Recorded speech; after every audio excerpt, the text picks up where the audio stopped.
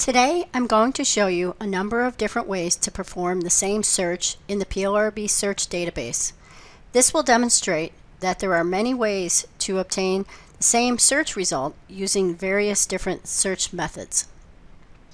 In our scenario, the insured has suffered a loss to her home in Colorado.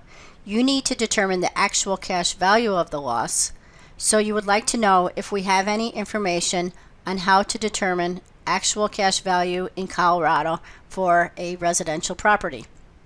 The first thing you would do is go to our PLRB homepage as a starting point. Mouse over to Coverage Research and drop down to PLRB Search. Clicking on PLRB Search brings you to the homepage of our PLRB Search database. You'll notice across the top we have various different tabs that you can click on. The second tab here is the Subject, Text, and State Search tab. Clicking on that brings you to a number of places that you can provide information on the subject, text, state, author, or document title. Now, you don't have to fill in all these boxes. You can fill in as much or as little information as you have on a particular subject. That will help you in formulating your search. The subject search, if I can give you just a little information, every document that PLRB writes, the author of that document makes a list of subject terms that will go along with the document. This is helpful in bringing up the document when you do a subject search. Hopefully, if you find good words to put into the subject field, it will bring up your particular document.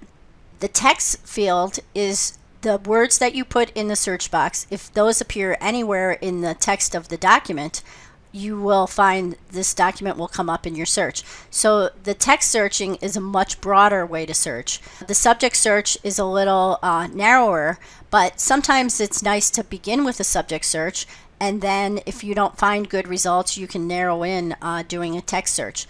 In this particular case, since we're looking for actual cash value in Colorado, what I'm going to do is type in actual cash value in the subject field. We'll begin by doing a subject search and see if that brings us the results we'd like.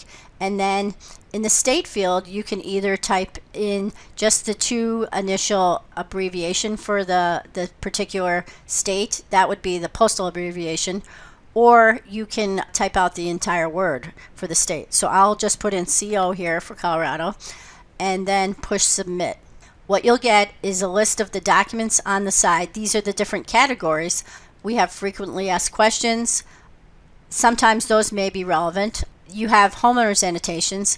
So for example, if I click on actual cash value from the homeowners annotations, this is going to be a very broad discussion of the term actual cash value where it appears in the homeowners annotations. It's going to discuss the actual cash value provision in a very broad sense. It can give you a lot of information for an overview, but might not have particular state by state breakdowns that you might be looking for if you know what state you want. So here's a broad discussion of the term actual cash value. It does list some states, but it's not a comprehensive list of all the cases we are aware of.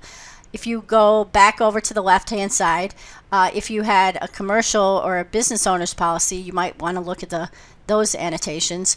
Or if you're looking in the auto context, case law as well. If I click on case law, you'll find I click on this case, and this is the case Dupre versus Allstate.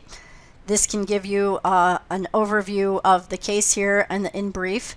Then we have the facts of the case, the policy language, and then some other information about the holding from the court, as well as the PLRB author's comments on that case. So this is a case from Colorado and actual cash value that might be helpful to you.